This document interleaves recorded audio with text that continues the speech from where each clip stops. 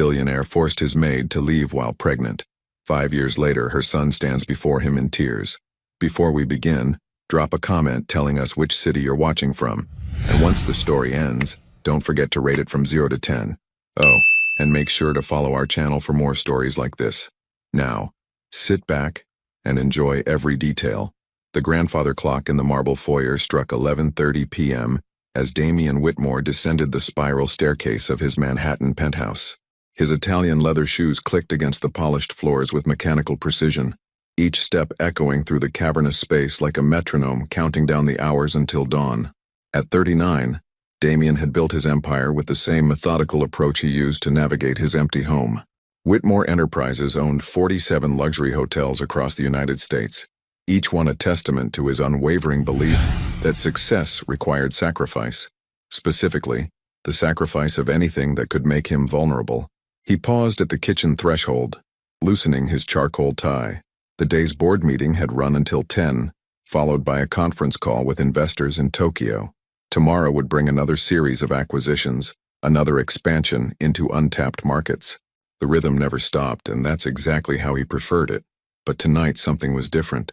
A soft humming drifted from the kitchen, a melody he didn't recognize, gentle and almost hypnotic. Damian stepped closer, his businessman's instinct telling him to announce his presence, to maintain the professional distance he kept with all his staff. Instead, he found himself frozen in the doorway. Maeve Hollis stood at the granite island, her back turned to him as she wiped down the surfaces with careful, deliberate movements. Her honey-colored hair was pulled back in a simple ponytail, and she wore the standard black uniform issued to all night cleaning staff. But there was something about the way she moved, unhurried, almost graceful, that made Damian's chest tighten unexpectedly. She had been working the night shift for 8 months, arriving at 10 p.m. and leaving before sunrise. He had noticed her, of course.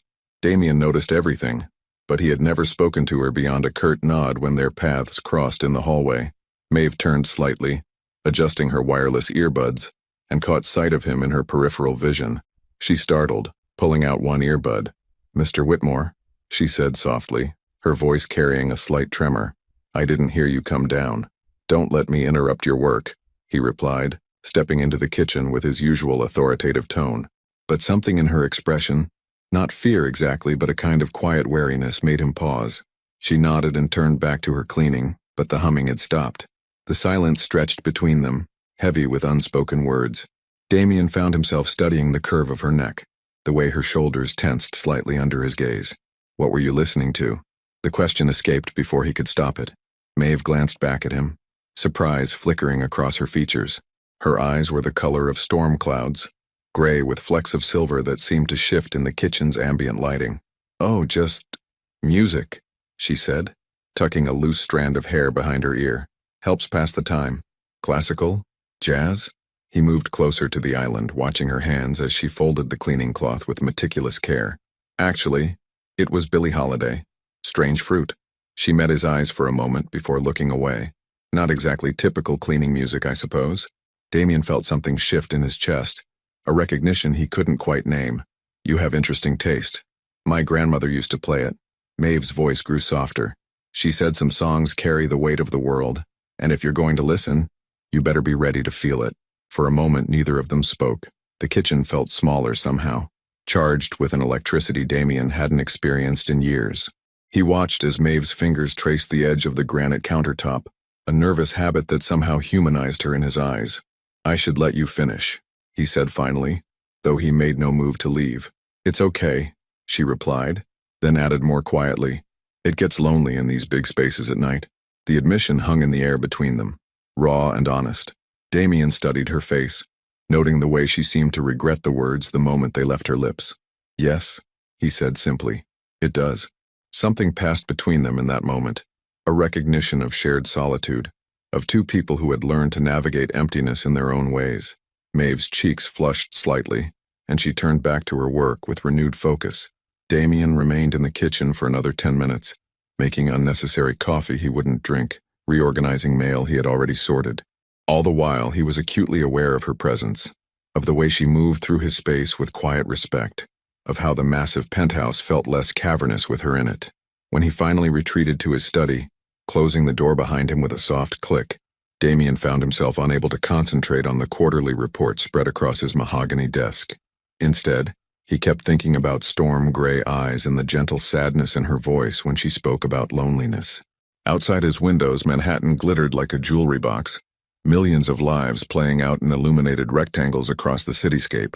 But for the first time in years, Damien wasn't thinking about conquest or expansion or the next deal that would cement his legacy. He was thinking about a woman who listened to Billie Holiday while cleaning his kitchen, and wondering what other secrets she carried in the quiet spaces between her words. But some secrets, once awakened, refused to stay buried. 3 weeks passed before Damien found himself in the kitchen again at midnight. Though he told himself it was purely coincidental, the truth was more complicated. He had been staying later at the office, taking longer routes through his penthouse, all in the hopes of another accidental encounter. Tonight, Maeve was organizing the contents of his refrigerator, arranging the barely touched takeout containers and expensive bottles of water with the same care she applied to everything else. She had her earbuds in again, but when she sensed his presence, she turned with what might have been the beginning of a smile. "Mr. Whitmore," she said, pulling out one earbud. "Another late night?" "Board meeting ran long," he replied, though the meeting had ended 2 hours ago. He had spent the time in his study, pretending to review contracts while listening for the soft sounds of her movement through the house. "I made fresh coffee," she offered, gesturing to the machine on the counter. "I hope that's okay. The nights get long and I thought—" "You thought correctly." Damien moved to the cabinet, retrieving 2 mugs instead of 1. The gesture surprised them both. Maeve accepted the coffee with careful fingers, ensuring their hands didn't touch as she took the ceramic mug. They stood on opposite sides of the kitchen island, the granite expanse between them feeling both like a barrier and a bridge. "What are you listening to tonight?" Damien asked, settling onto one of the bar stools. The informality of the position felt foreign to him. He was a man who conducted business from behind mahogany desks and conference room tables. "Nina Simone," Maeve replied, her voice warming slightly. "My grandmother had quite the collection. Said music was the only honest thing left in the world."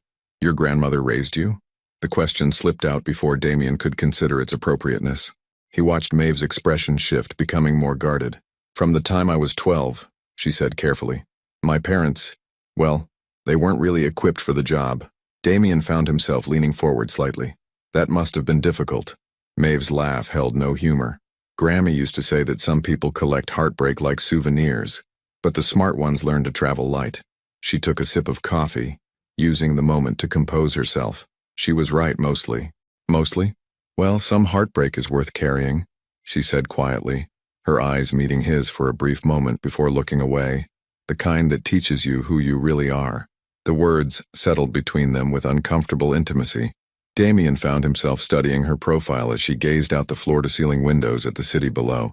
There was something about her stillness that drew him in, a quality he rarely encountered in his world of aggressive negotiations and calculated moves. "What about you?" Maeve asked suddenly. "Family?" "No." The word came out sharper than he intended. "None worth mentioning." She nodded, as if she understood the weight of that statement. "Sometimes the families we don't have shape us more than the ones we do." Damien felt something unlock in his chest, a sensation he couldn't name and didn't particularly want to examine. "You're very philosophical for a cleaning lady?"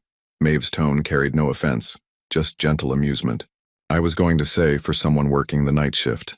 "Community college," she explained with a slight shrug. 2 years before I had to drop out. Turns out philosophy major doesn't pay the bills." "What would you have studied if money weren't an issue?" The question seemed to catch her off guard. She was quiet for so long that Damien wondered if she would answer at all. "Psychology, maybe. Social work." Her voice grew softer. "I've always been interested in what makes people survivable. The ways we learn to carry our damage without letting it destroy us. And have you figured that out?" Maeve looked at him directly then, and Damien felt the full impact of those storm-gray eyes. "I think we all figure out our own version," she said. "Some people build walls, others build bridges. The lucky ones learn the difference." The observation hit closer to home than Damien cared to admit. He had built an empire on walls, financial, emotional, physical barriers that kept the world at a safe distance.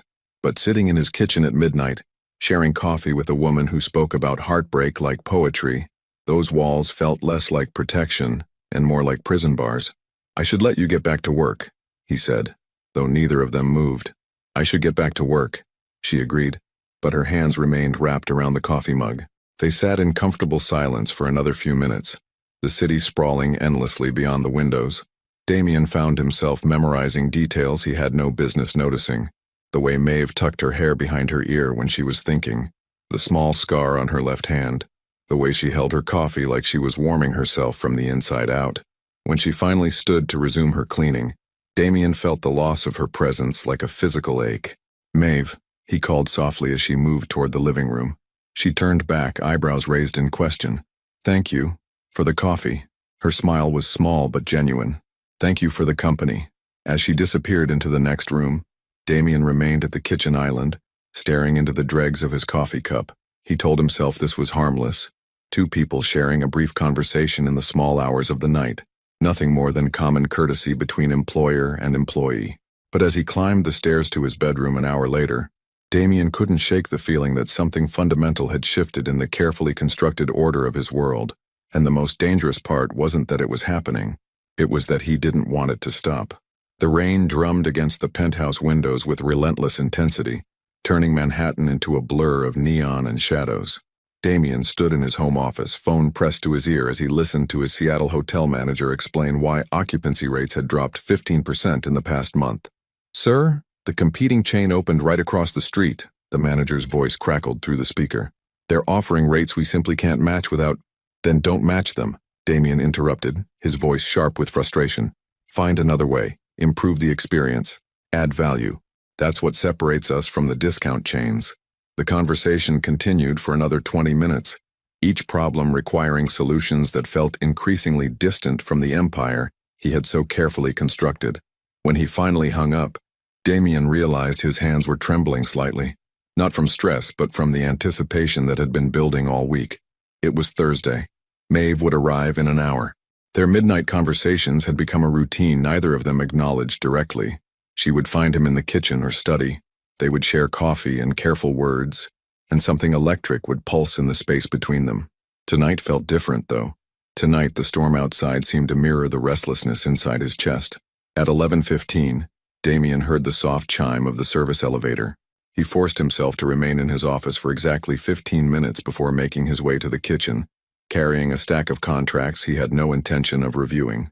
Maeve was there, as always, but something in her posture seemed different. She stood at the sink with her back to him, shoulders rigid, one hand gripping the edge of the counter. Her usual earbuds were nowhere to be seen. Maeve? His voice came out softer than intended. She turned, and he saw immediately that she had been crying. The tears were gone now, but her eyes held a raw vulnerability that made his chest tighten. I'm sorry, she said quickly, wiping at her cheeks. I know I probably look— What happened? The question cut through her attempt at composure.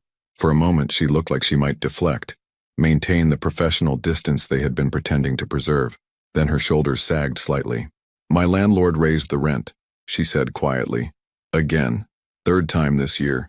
I've been looking for something cheaper, but everything decent requires a deposit I don't have, and the places I can afford— She trailed off, shaking her head. I'm sorry. This isn't your problem. Damien set the contracts on the counter and moved closer, close enough to see the exhaustion etched in the fine lines around her eyes. How much? He asked. Mr. Whitmore, I can't— How much do you need? Maeve's laugh held no humor. More than I can ask for. More than would be appropriate between— She gestured vaguely between them. Between us. The word us hung in the air like a confession. Damien felt something shift in his chest, a recognition of what they had been dancing around for weeks. There is no appropriate between us anymore, he said quietly. Is there? The admission seemed to steal the air from the room. Maeve's eyes widened slightly, and for a moment neither of them moved. Then she took a small step forward, and he found himself mirroring the movement. This is a mistake, she whispered. But she didn't step away. Probably, he agreed, his voice rough. They were close enough now that he could smell her shampoo, something simple and clean, like vanilla and rain, close enough to see the pulse beating at the base of her throat. I should go, she said, but her feet remained planted. Yes, he said. You should. Instead, she reached up and touched his cheek with careful fingers, as if she couldn't quite believe he was real. The simple contact sent electricity through his entire body. Damien, she breathed, using his first name for the first time. He closed his eyes at the sound of it on her lips, then covered her hand with his own. Maeve. When he opened his eyes, she was looking at him with an expression he couldn't quite read. Want and fear and something deeper, more dangerous. If we do this, she said quietly, everything changes. Everything already has changed. The truth of it settled between them like a challenge.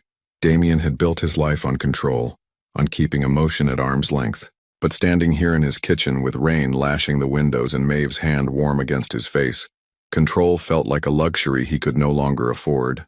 Slowly, carefully, he leaned down and pressed his lips to hers.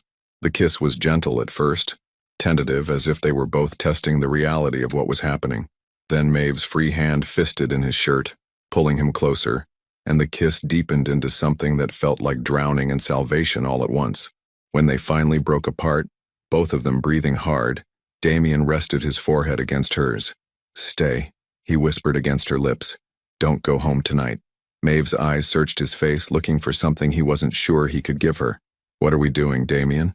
I don't know, he admitted. But I know I don't want you to leave. She was quiet for a long moment, and he could see her weighing the decision, calculating risks he couldn't begin to imagine. Finally, she nodded. Okay, she said simply. I'll stay. Relief flooded through him so intensely it was almost painful. He took her hand, interlacing their fingers, and led her toward the stairs. Each step felt momentous, like crossing a bridge he couldn't uncross. At the threshold of his bedroom, Maeve paused. Are you sure? She asked, and he could hear the vulnerability in her voice. In response, he lifted their joined hands and pressed a kiss to her knuckles. I've never been sure of anything in my life, he said honestly, but I'm sure of this. As the storm raged outside, they crossed the final line between employer and employee, between strangers sharing midnight coffee and something infinitely more dangerous. But some lines once crossed lead to territories from which there is no safe return. The morning after felt like stepping into an alternate universe. Damien woke to find Maeve already gone, the only evidence of her presence a faint indentation in the pillow beside him, and the lingering scent of vanilla in the air. For a moment, he wondered if he had dreamed it all. The storm, the kiss, the way she had whispered his name in the dark. But when he descended to the kitchen at 7 a.m., there was a fresh pot of coffee waiting, and a small note written on the back of a grocery receipt. Thank you for last night. He folded the note carefully and slipped it into his wallet, though he couldn't explain why. The next 3 weeks passed in a careful dance of stolen moments and professional pretense.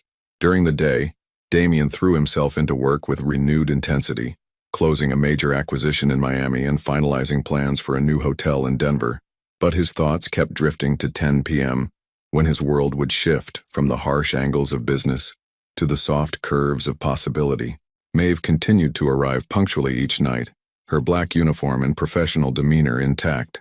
But now there were coded exchanges, a brush of fingers when she handed him coffee, a meaningful look across the kitchen island, whispered conversations that led to kisses in darkened hallways. They established unspoken rules. No acknowledgement during the day if their paths crossed. No personal items left behind. No promises about tomorrow. It was a relationship built on shadows and silence, which should have felt fragile, but somehow felt more real than anything Damien had ever experienced. On a Wednesday evening in late October, he found Maeve in his study, dusting the leather-bound books he never read. She wore her hair down tonight, a cascade of honey-colored waves that caught the lamplight. You're early, she said without turning around, somehow sensing his presence. Meeting ended sooner than expected. He moved to his desk, pretending to review emails while watching her work. How was your day? It was such a normal question, the kind couples asked each other over dinner. But they weren't a couple, were they? They were something unnamed, something that existed only in the space between midnight and dawn. Quiet, she replied, moving to dust the windowsill. I had a job interview this morning. Damien's fingers stilled on his keyboard. Oh? Administrative position at a medical office in Queens. Better hours, better pay. She paused in her dusting. More conventional. The implication hung between them. A day job would mean the end of this, whatever this was. The thought created a hollow ache in Damien's chest that he couldn't quite name. Do you want it? He asked carefully. Maeve turned to face him then, and he saw uncertainty in her storm-gray eyes. I don't know what I want anymore. The admission was barely above a whisper, but it hit him like a physical blow. He stood and crossed to where she stood by the window, close enough to see the vulnerability she tried so hard to hide. "Maeve," he said softly, reaching for her hand. She intertwined their fingers, holding on like he was an anchor in rough seas. "This can't last, can it? What we're doing?" The question he had been avoiding for weeks now demanded an answer. Damien looked into her eyes and felt something crack inside his chest. A carefully constructed wall he had spent decades building. "I don't know," he said honestly, "but I know I don't want it to end." She stepped closer, close enough that he could feel the warmth radiating from her skin. What would that look like if it didn't end? It was a fair question, and one he had no answer for. His world was board meetings and five-star restaurants, private jets and charity galas where appearance mattered more than substance. Her world was night shifts and community college dreams, bus rides and grocery store coffee. The gulf between them felt infinite. "I don't know," he repeated, but this time he cupped her face in his hands. "All I know is that before you, I felt like I was living my life underwater, everything muffled and distant and gray. And now I can breathe." The words surprised him with their honesty. Maeve's eyes filled with tears and she pressed her forehead against his. "I'm scared," she whispered. "Of what?" "Of wanting something I can't have. Of letting myself believe in fairy tales." Her voice broke slightly. "Of falling in love with someone who lives in a different world." The word love hung between them like a confession neither was ready to make. Damien felt his heart racing, felt the careful control he prized so highly slipping away. "Maeve," he started, but she silenced him with a kiss that tasted like desperation and hope in equal measure. They made love that night with an urgency that felt like goodbye, though neither of them said the words. Afterward, as they lay tangled in Egyptian cotton sheets, Damien traced patterns on her bare shoulder and tried to memorize the weight of her against his side. "I got the job," she said quietly into the darkness. His hand stilled. "Congratulations. I start Monday. 4 days." They had 4 more nights, and then this careful construction of stolen moments would crumble into memory. "We could still see each other," he said, though even as the words left his mouth, he knew how impossible it sounded. Maeve turned in his arms, her eyes reflecting the city lights streaming through the windows. "How? When? I'd be just another woman in your life, calling and texting and hoping for scraps of your attention between board meetings." The picture she painted made him wince because of how accurate it felt. "It wouldn't be like that, wouldn't it?" Her smile was sad but not bitter. "You're Damien Whitmore. You own hotels in 12 states. I clean bathrooms for a living. How long before you remember that?" He wanted to argue, to tell her that none of that mattered, but the words stuck in his throat because he couldn't quite bring himself to believe them. "So this is it?" he asked.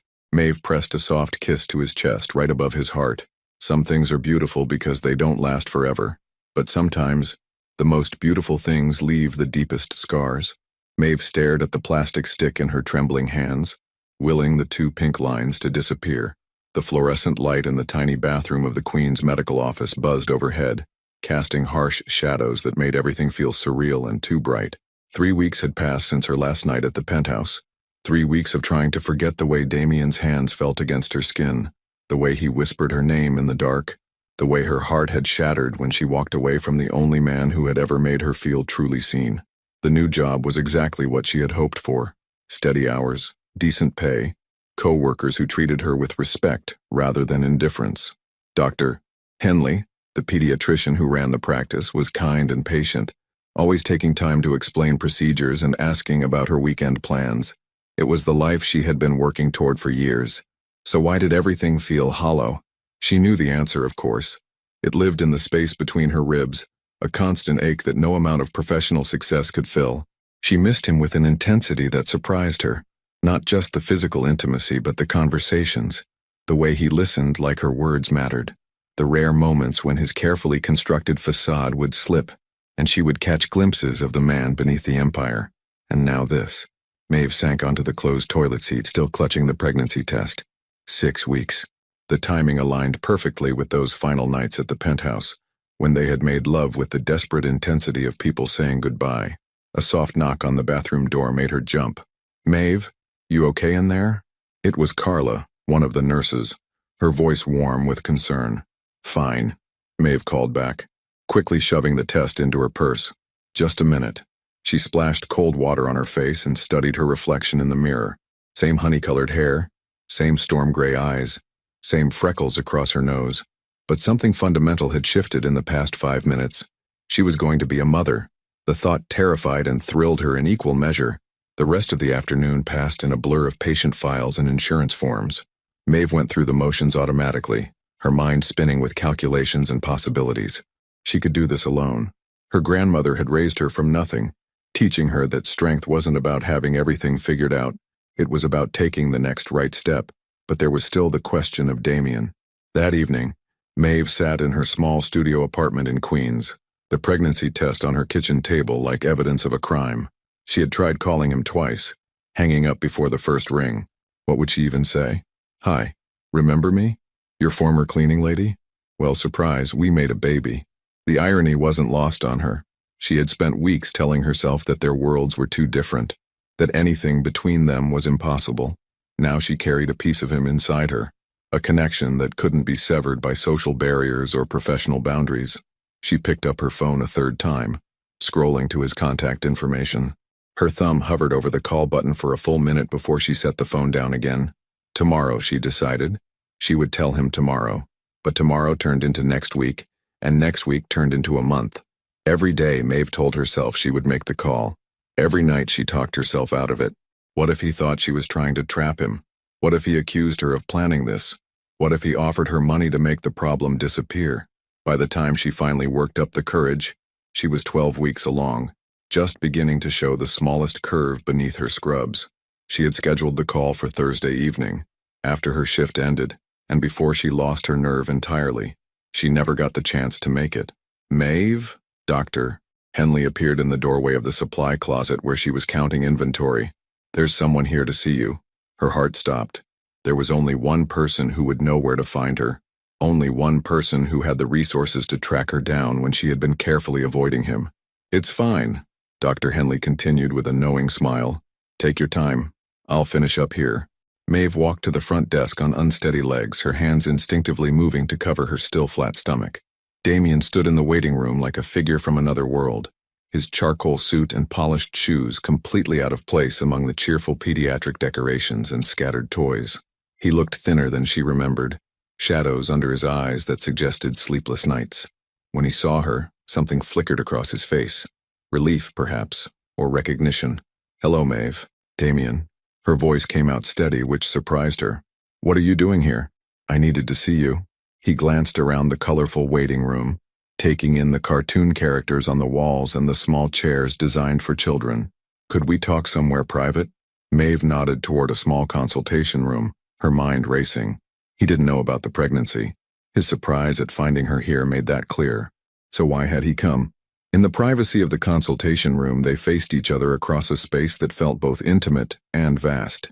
Damien's eyes searched her face like he was trying to memorize her features. "I tried to forget you," he said quietly.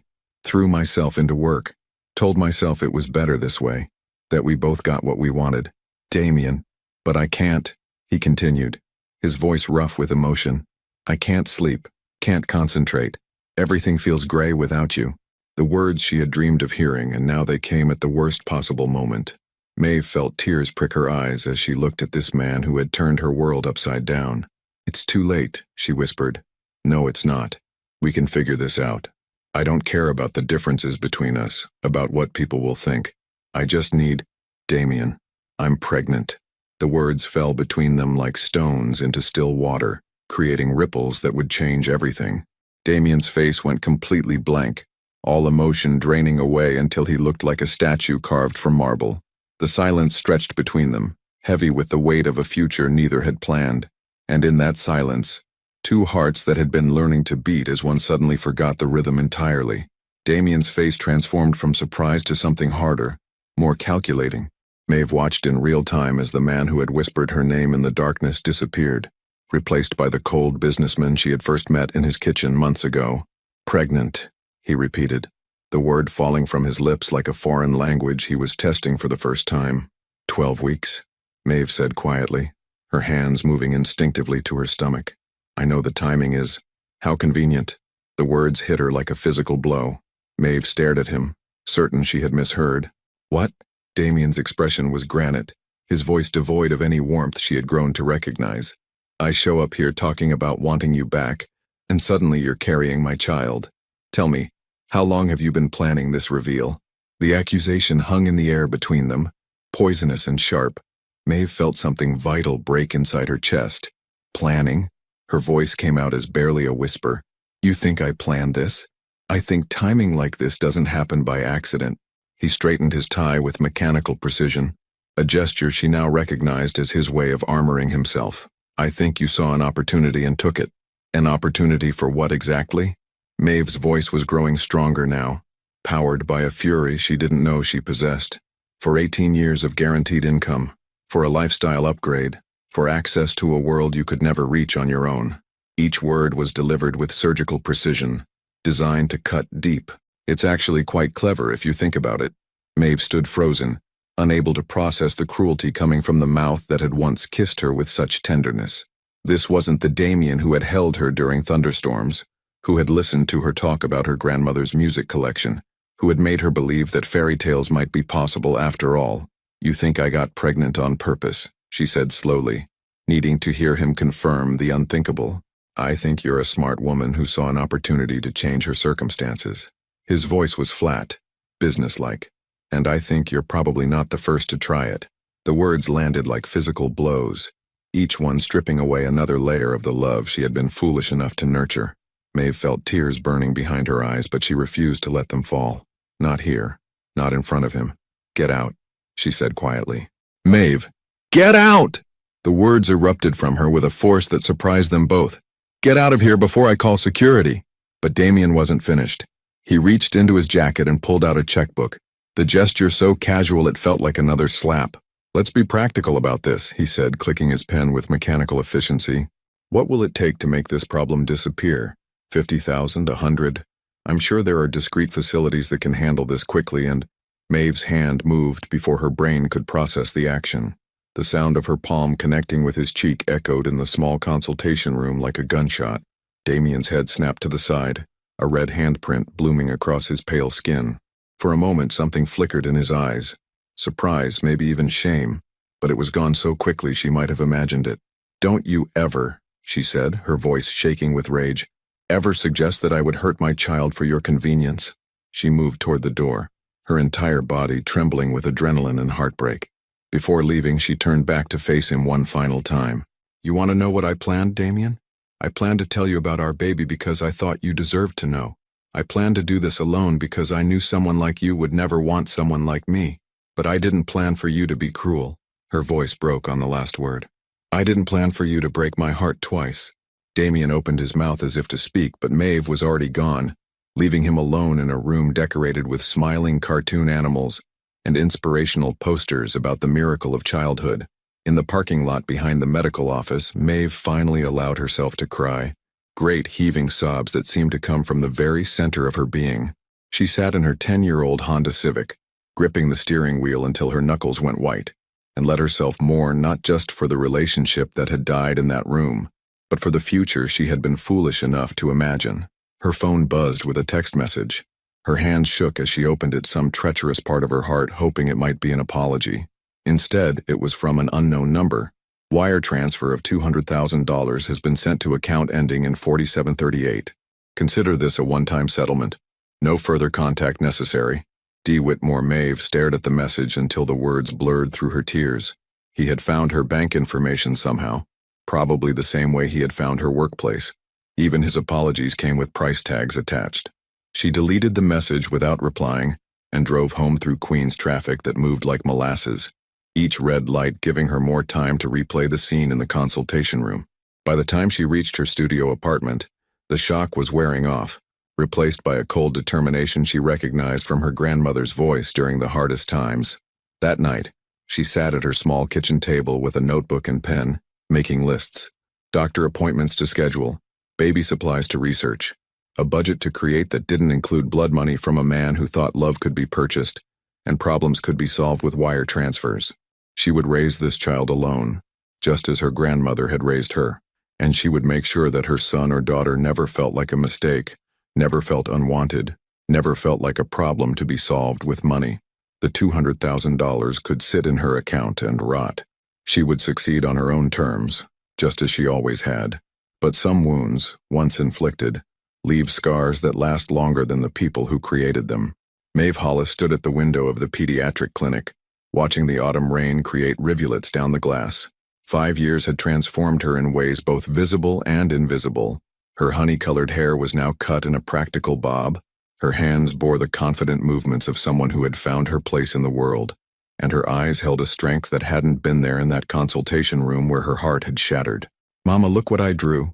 She turned to find Luca bouncing toward her desk, a piece of construction paper clutched in his small hands. At 5 years old, he was all elbows and knees and boundless energy.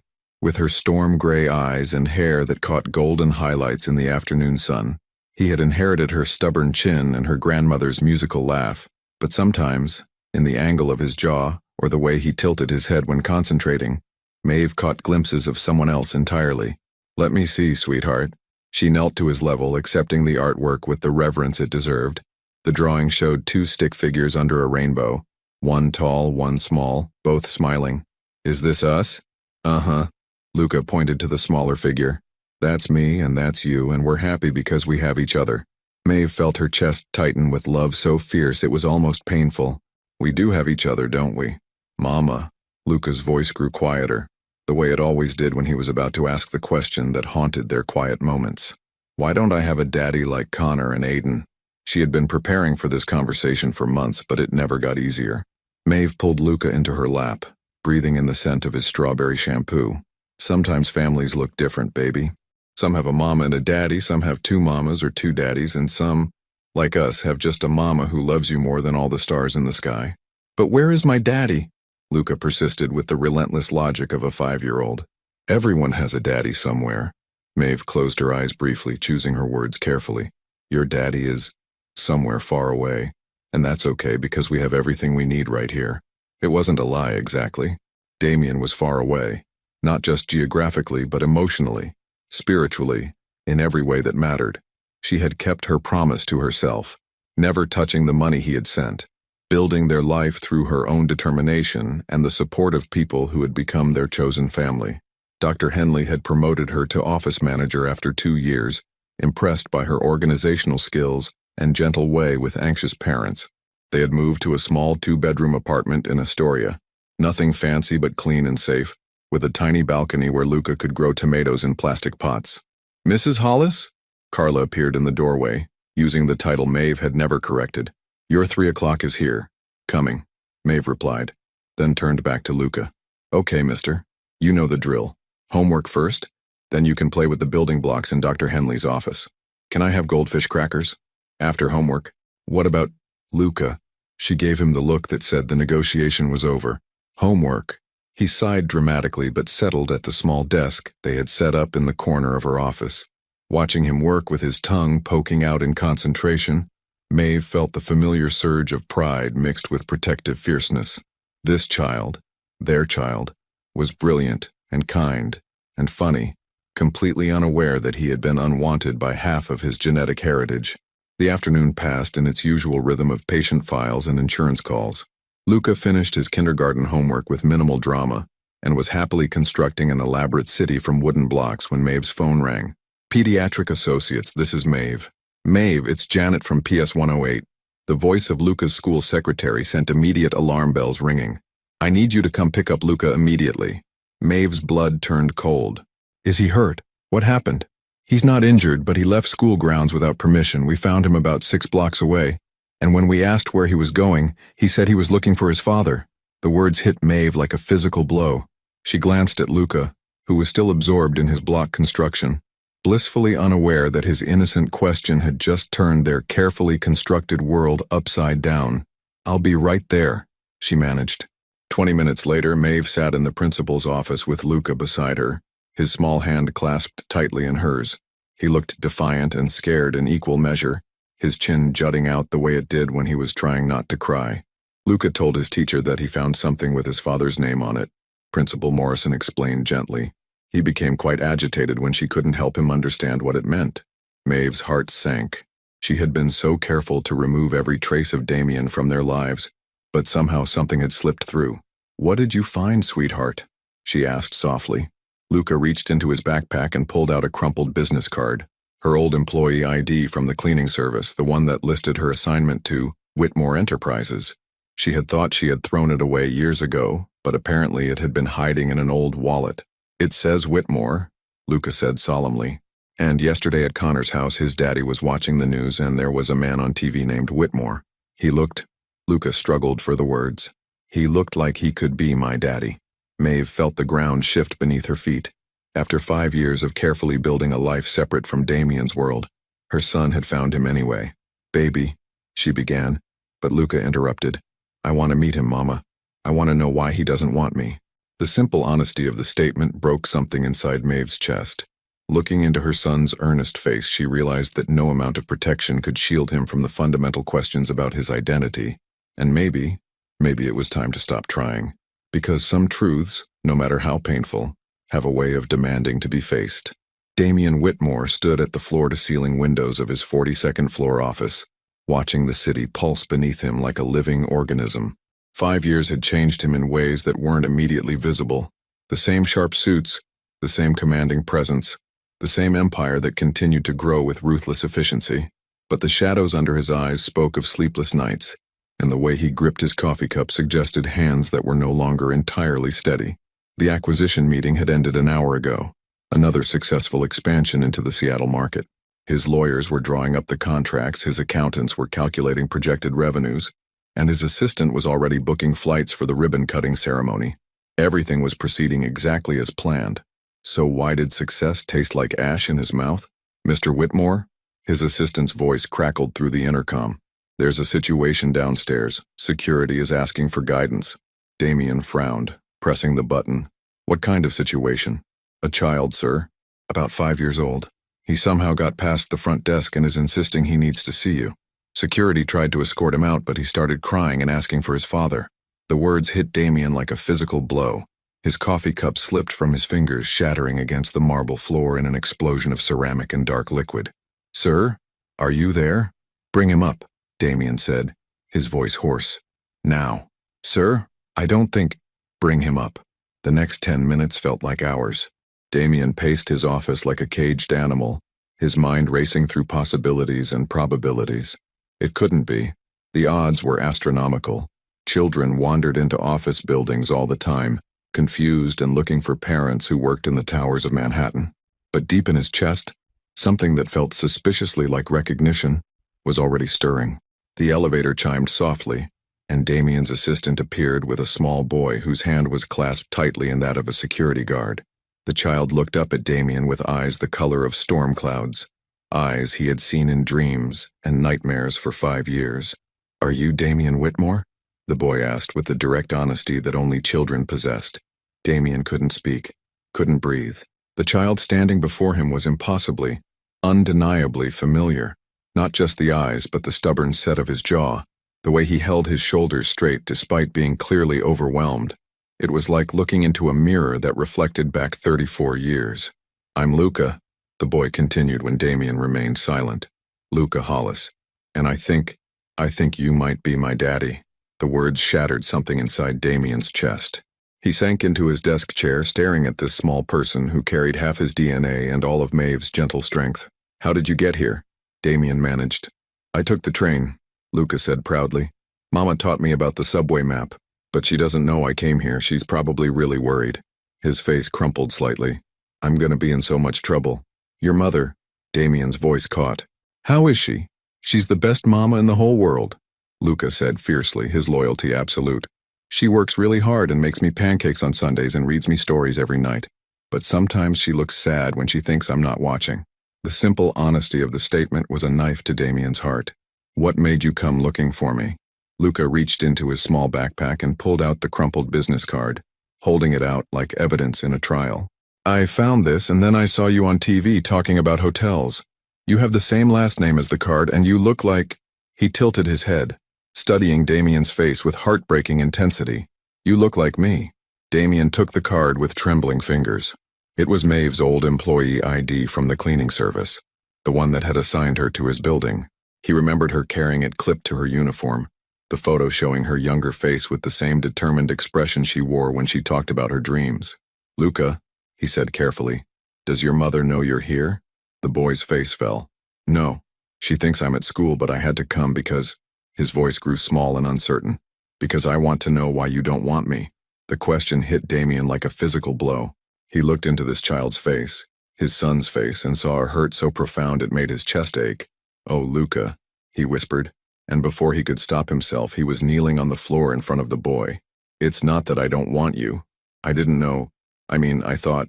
The explanation died in his throat because there was no way to tell a 5-year-old about the cruelty he had shown, the assumptions he had made, the cowardice that had driven him to push away the only real love he had ever known. "You didn't know about me?" Luca's eyes widened. "Mama said you were far away, but she didn't say you didn't know." Damien felt tears prick his eyes. Tears he hadn't shed since that night 5 years ago, when he had realized what he had lost. "I knew," he said honestly, "but I was scared." Scared of what? Scared of being a daddy. Scared of not being good enough. Scared of... He struggled for words a child could understand. Scared of loving someone so much it might hurt. Luca considered this with the solemn gravity of someone much older. "That's silly," he said finally. "Love doesn't hurt. Love makes you brave." The simple wisdom from his son's mouth broke the last of Damien's composure. "You're right," he whispered. "You're absolutely right, Mr. Whitmore." Both Damien and Luca turned toward the elevator, where Maeve stood like an avenging angel, her face flushed with panic and fury. She wore scrubs from the clinic and sneakers that squeaked against the marble floor as she rushed toward them. "Luca Benjamin Hollis, you scared me half to death." She dropped to her knees and pulled the boy into a fierce hug. "Don't you ever, ever disappear like that again." "I'm sorry, Mama," Luca mumbled into her shoulder. "I just wanted to meet him." Maeve's eyes met Damien's over their son's head, and he saw 5 years of pain and strength and exhausted determination in that single look. She was thinner than he remembered, but somehow more substantial, as if motherhood had refined her into something stronger and more luminous. "Hello, Damien," she said quietly. "Maeve." His voice was rough with emotion. "I'm sorry. I didn't know he was coming here. If you had what?"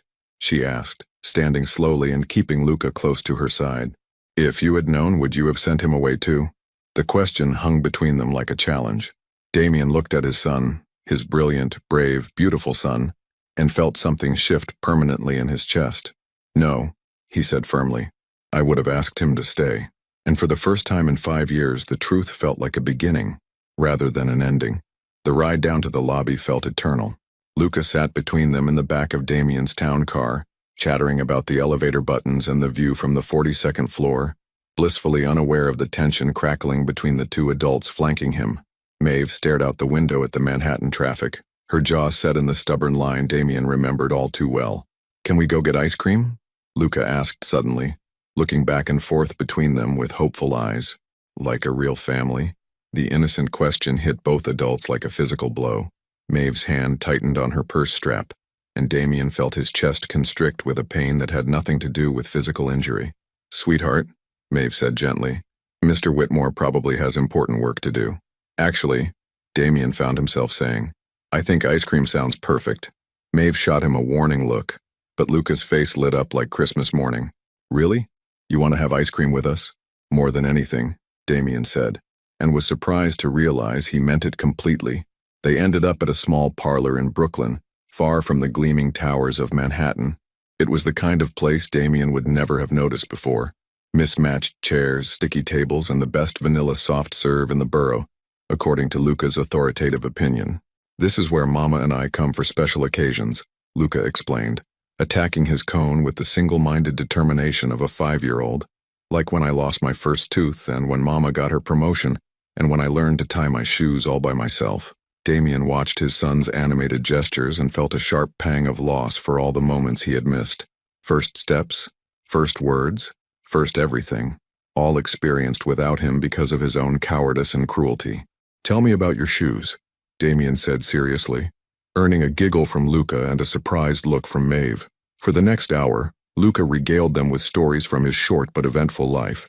His best friend Connor, who had a pet hamster named Speedy. His teacher, Mrs. Rodriguez, who let him help feed the classroom fish. The time he tried to cook breakfast for Maeve and almost burned down their kitchen making toast. Damien found himself hanging on every word, memorizing details about this remarkable little person who existed because of one night when walls had come down and hearts had been brave enough to risk everything. "I need to use the bathroom," Luca announced suddenly, sliding off his chair with the confidence of a regular customer. "It's right back there, sweetheart," Maeve called after him. "Be careful." The moment Luca disappeared around the corner, the easy atmosphere evaporated.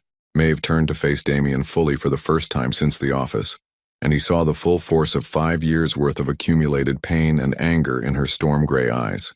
"What do you want, Damien?" she asked quietly. "I want to know my son," he said immediately. "I want to be part of his life." "Now you do." Her voice carried no inflection, no emotion, which somehow made it more devastating than if she had screamed. 5 years too late, but now you do. "Maeve, I know I made mistakes." "Mistakes?" She leaned forward, her voice dropping to a whisper that carried more venom than any shout. "You called me a gold digger. You accused me of trapping you. You offered me money to get rid of our child." Each word was a knife thrust, precise and deadly. Damien felt them land with the weight they deserved. "You're right," he said simply. "I was cruel. I was a coward. I was everything you've probably told yourself about me for 5 years. "I've never told myself anything about you," Maeve replied, "because I made a promise to Luca that I would never let your poison touch him. He doesn't know you sent money. He doesn't know you wanted him gone. All he knows is that his father wasn't there, and he spent 5 years wondering if it was because he wasn't good enough." The words hit Damien like a physical blow. "He thinks it's his fault? Children always think it's their fault." Maeve's composure cracked slightly. "Do you have any idea what it's like to watch your son ask why he doesn't have a daddy, while you're working 3 jobs to keep him fed and housed? Do you know what it's like to see him light up every time he meets another little boy's father, because he's hoping maybe this time someone will want him?" Damien felt tears burning behind his eyes. "Maeve, I'm sorry. I'm so sorry. Sorry doesn't give him back 5 years of bedtime stories from his father. Sorry doesn't fill the gap in every Father's Day card he's ever made at school. Sorry doesn't—" Her voice broke, and she pressed her hands to her eyes. "You're right," Damien said quietly. "Sorry doesn't fix anything, but maybe we could try to build something new." For him, Maeve looked up, and he saw the war playing out in her expression. The mother who wanted her son to have everything he deserved, fighting against the woman who had been betrayed too deeply to trust again. "I'm back." Luca's voice rang out cheerfully as he bounded back to their table. "Did you miss me?" "Every second," Maeve said, pulling him into a quick hug. "Daddy missed me too, right?" Luca turned to Damien with such open trust that it nearly broke him. "More than you could possibly know," Damien whispered. Luca beamed and climbed back into his chair. "So are we gonna do this again? Like, have ice cream and talk and stuff?" Damien looked at Maeve, silently asking permission he had no right to request. After a long moment, she gave the smallest of nods. "I'd like that very much," he said. "Good." Luca clapped his hands together. "Because Connor says families are supposed to spend time together, and now we're kind of like a family, right?" The question hung in the air, innocent and loaded with implications. None of them were ready to fully explore. "We're something," Maeve said carefully. "We'll figure out what that means as we go." Damien felt something shift in his chest. Not forgiveness, not yet, but the possibility of it. The chance to prove he could be more than the man who had driven them away with his fear and cruelty. "Can I ask you something, Daddy?" Luca's voice was suddenly smaller, more uncertain. "Anything. Are you gonna leave again?" The question pierced straight through to Damien's soul. He looked into his son's eyes and saw the careful hope of a child who had learned too early that adults sometimes disappeared without explanation. "No," he said firmly. "I'm going to stay right here in New York, and I'm going to see you as much as your mama says is okay, and I'm going to try every single day to be the kind of father you deserve." Luca studied his face with the intensity of someone much older, as if trying to gauge the truth of the promise. Finally, he nodded. "Okay," he said simply. "But if you're gonna be my daddy, you have to learn the rules." "What rules?" "No lying, no yelling, and you have to give really good hugs." Luca ticked them off on his small fingers. "And you have to love Mama too, because she's the best person in the whole world and she deserves to be happy." The last rule hit both adults like a lightning bolt. Maeve's face flushed, and Damien felt his heart stop entirely.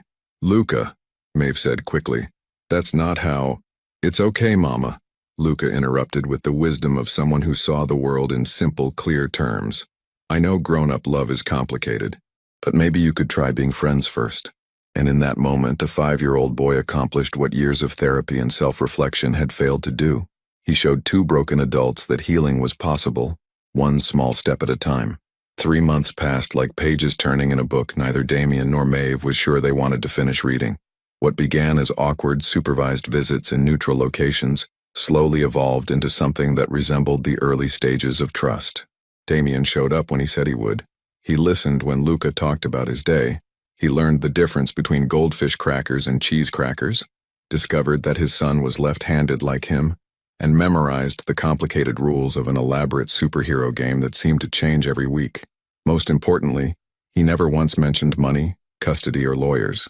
On a snowy Saturday in December, Damien found himself in the unlikely position of sitting cross-legged on the floor of Maeve's small apartment in Astoria, helping Luca build an elaborate fortress out of couch cushions and blankets. The space was nothing like his Manhattan penthouse, tiny, cluttered with the detritus of daily life, warm in a way that had nothing to do with expensive heating systems. "The dragons can't get us in here," Luca announced solemnly, adjusting a pillow that served as the fortress wall.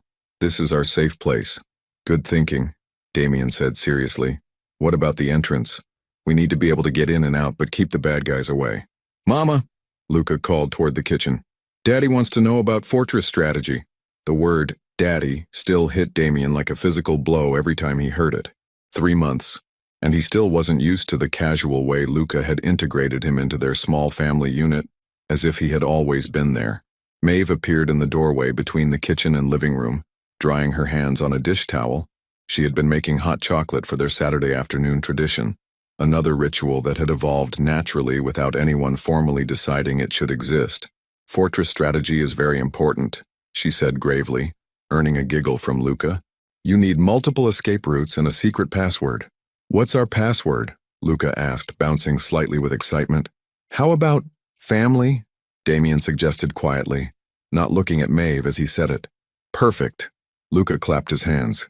"Our password is family, because that's what we are now, right?" The question hung in the air like a challenge neither adult was quite ready to accept. Maeve's eyes met Damien's over their son's head, and he saw the familiar war playing out in her expression, the part of her that wanted to believe fighting against the part that remembered too much pain. "We're something special," she said finally, which was the closest she had come to acknowledging the subtle shift that had been happening over the past few weeks. The afternoon progressed with the comfortable chaos that Damien was learning to associate with life in the Hollis household. Luca spilled hot chocolate on the couch.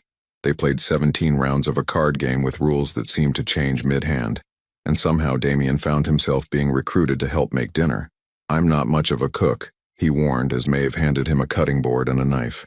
"It's just spaghetti," she said with a small smile.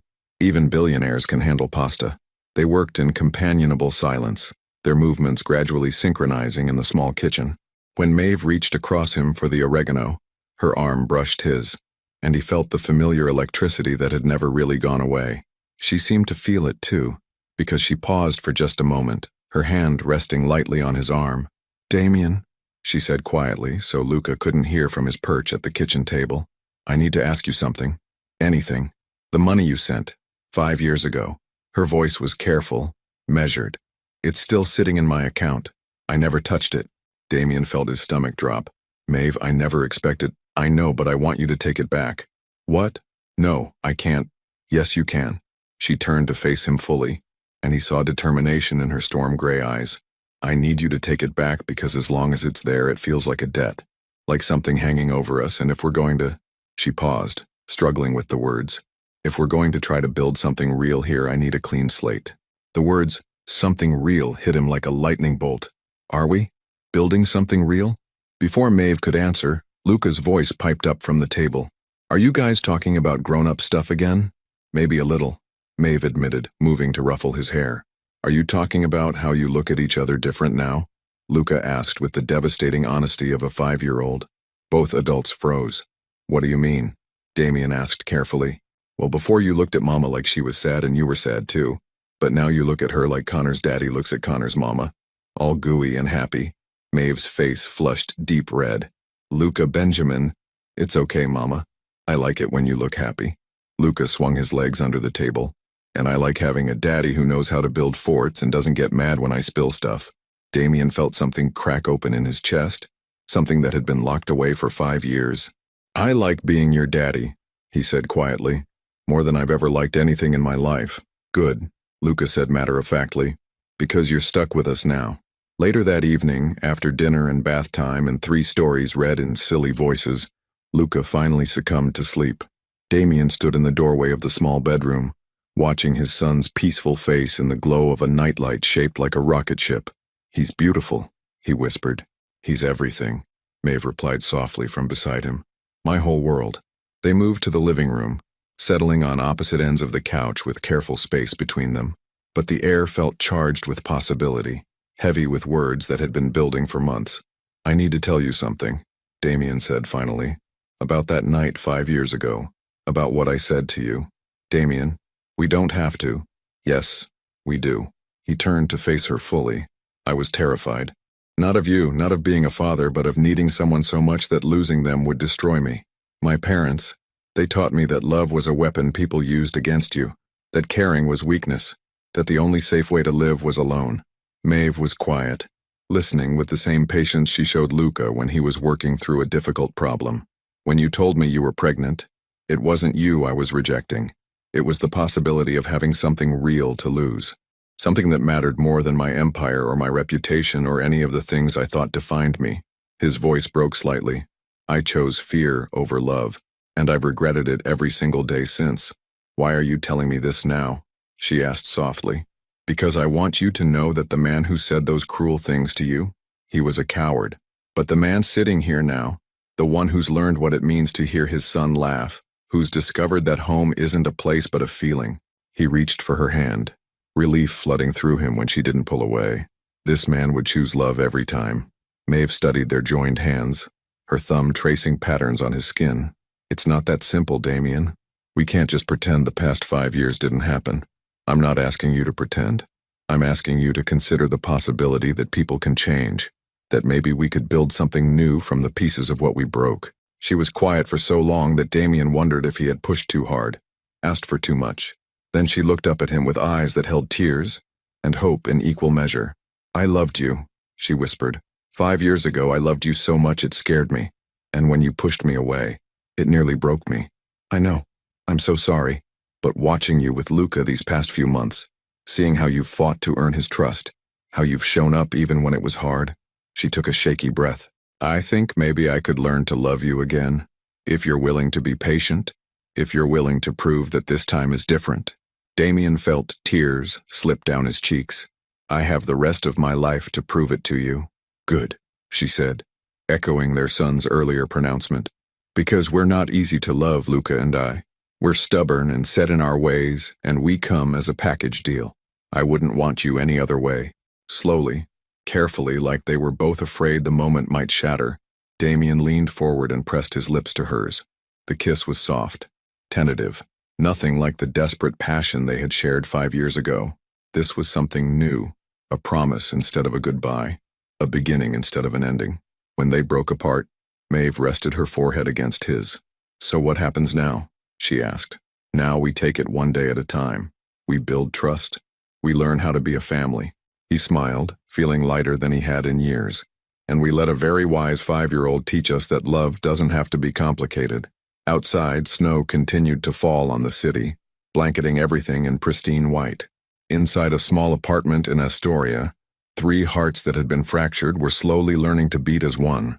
And for the first time in 5 years, the future felt not like a sentence to be served, but like a gift waiting to be unwrapped.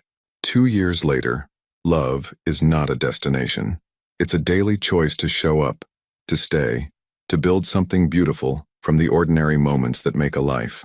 The morning sun filtered through the kitchen windows of the brownstone in Park Slope, casting golden rectangles across the hardwood floors that still smelled faintly of fresh paint. Maeve stood at the counter, her hair now shoulder-length and streaked with honey highlights, humming softly as she packed lunch into a Spider-Man backpack that had seen better days. "Luca, 5 minutes!" she called toward the stairs, her voice carrying the easy authority of 2 more years of motherhood under her belt. "I can't find my library book," came the muffled reply from the second floor. "Check under your bed." Damien's voice joined the morning chaos as he descended the stairs, adjusting his tie with one hand while carrying a small pink backpack in the other. And don't forget your science project. It's right here, Daddy. 7-year-old Luca appeared at the top of the stairs holding a carefully constructed volcano with obvious pride. Mrs. Chen says mine is gonna be the best eruption in the whole second grade. Maeve and Damien exchanged amused glances over their son's boundless confidence. Some things never changed. Luca still approached life with the unshakable belief that everything would work out exactly as it should. Morning, beautiful, Damien murmured as he reached the kitchen, pressing a soft kiss to Maeve's temple. The gesture was so natural, so unconsciously intimate, that it still sometimes took her breath away to realize this was her life now. Morning yourself, handsome. She turned in his arms, straightening his tie with practiced efficiency. Big presentation today? The biggest. He grinned, and she saw traces of the old nervous energy that used to consume him before important business meetings. But now it was tempered with something else, the steady confidence of a man who knew that his worth wasn't measured solely by quarterly reports and acquisition deals. But first, I have a more important job. As if summoned by his words, the patter of small feet on stairs announced the arrival of their other morning ritual. 3-year-old Emma appeared in the kitchen doorway, her dark curls wild from sleep and her storm-gray eyes, so like her mother's, bright with the prospect of a new day. "Daddy, up!" she demanded, raising her arms with the imperious confidence of someone who had never doubted she would be lifted, held, cherished. Damien swept her into his arms without hesitation, spinning her around until she dissolved into giggles that filled the kitchen like music. "There's my princess. Did you sleep well?" "I dreamed about ponies," Emma announced solemnly. "Pink ones with purple manes. And they could fly." "Flying ponies are the best kind," Damien agreed with complete seriousness, earning another giggle from his daughter and a warm smile from his wife. Wife. Even after 8 months of marriage, the word still sent a small thrill through Maeve's chest. Not because she needed the legal validation, they had been a family long before the ceremony, but because of what it represented, a choice, made daily, to build something lasting from the fragile trust they had carefully cultivated. The wedding had been small, held in the garden of the house they now called home. Luca had served as ring-bearer with Dr. Henley officiating, and Emma had toddled down the aisle in a tiny white dress, more interested in the flower petals than the ceremony itself. It had been perfect in its imperfection, exactly what they had needed. "Mama, I found it!" Luca bounded into the kitchen, library book in hand. It was under Emma's crib. She must have taken it for nap-time reading again. "Emma doesn't read yet, sweetheart," Maeve said gently, though she had her suspicions about her precocious daughter's bedtime habits. "She looks at the pictures really hard," Luca insisted with the protective loyalty that had defined his relationship with his little sister from the moment she was born. "That's almost the same thing." "Pictures are important," Damien agreed, settling Emma into her high chair and beginning the complicated process of preparing her breakfast. 2 years of practice had made him surprisingly adept at negotiations with a toddler who had inherited both parents' stubborn streak. Maeve watched this morning choreography, the easy way Damien anticipated Emma's needs, how Luca automatically helped gather school supplies, the unconscious teamwork that had developed between her and the man she had once thought she would never see again, and felt the familiar flutter of gratitude that sometimes overwhelmed her. It hadn't been easy, those first months of rebuilding. There had been arguments about discipline and bedtimes, awkward conversations about expectations and boundaries, moments when the weight of their history threatened to crush the fragile new thing they were creating. But they had pushed through, committed to the messy, imperfect work of becoming a family. Damien had sold the Manhattan penthouse and moved to a modest apartment in Queens to be closer to them. He had learned to grocery shop and attend parent-teacher conferences, to comfort nightmares and celebrate small victories. He had shown up, consistently and without fanfare, until showing up became as natural as breathing.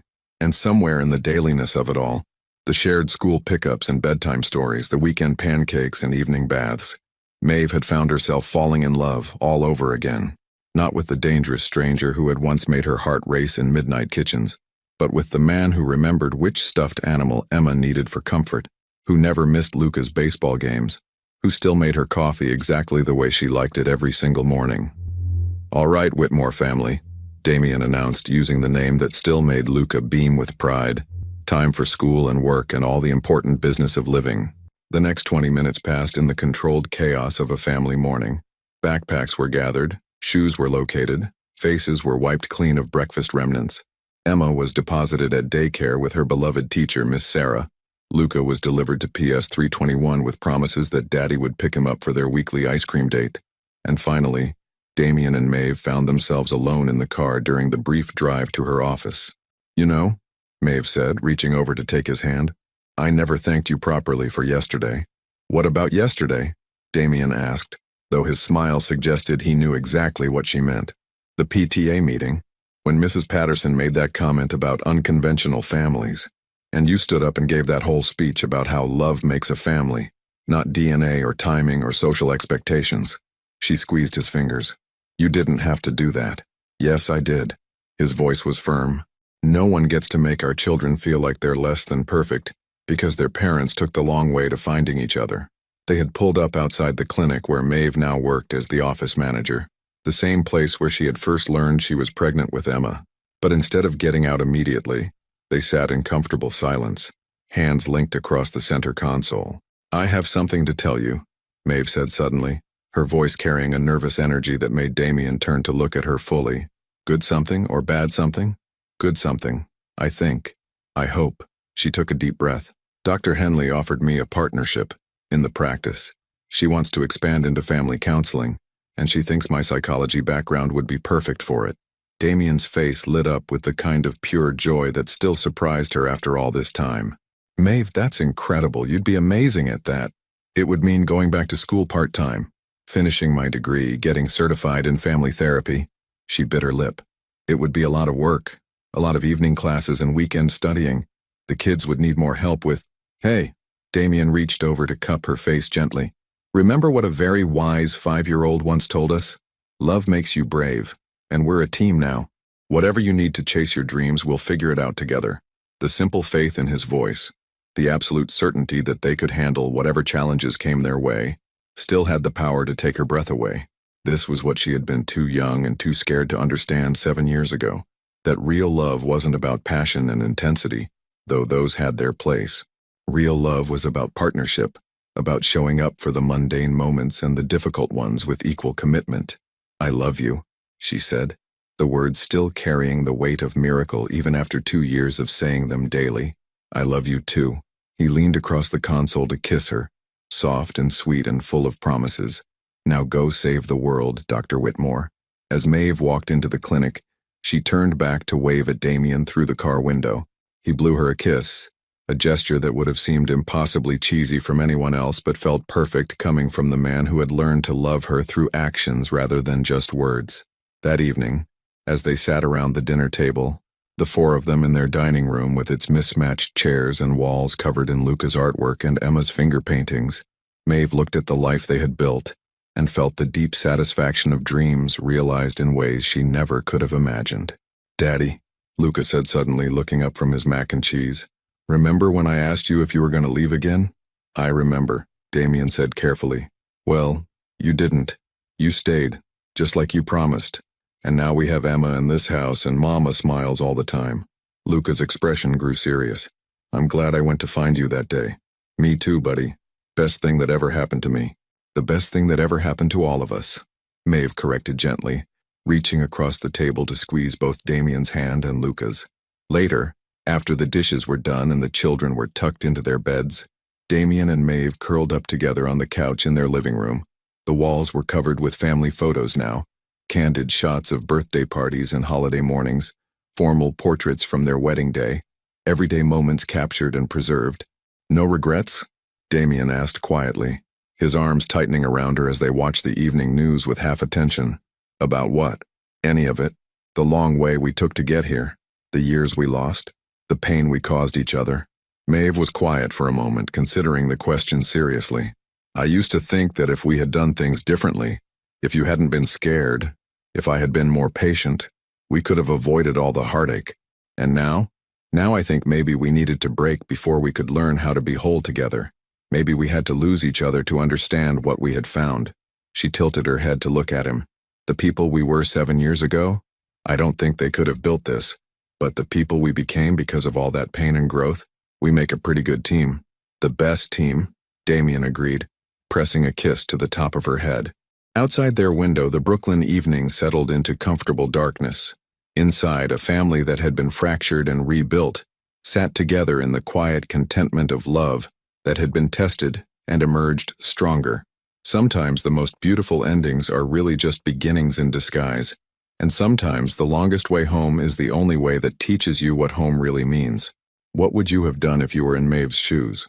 Would you have had the courage to love someone who had once broken your heart so completely? Your participation in this channel is very important. Please leave your opinion in the comments. Thank you for watching. If you enjoyed the story, please subscribe to our channel and leave a comment below letting us know what you thought. Your feedback and support mean a lot to us. Stay tuned for more exciting stories.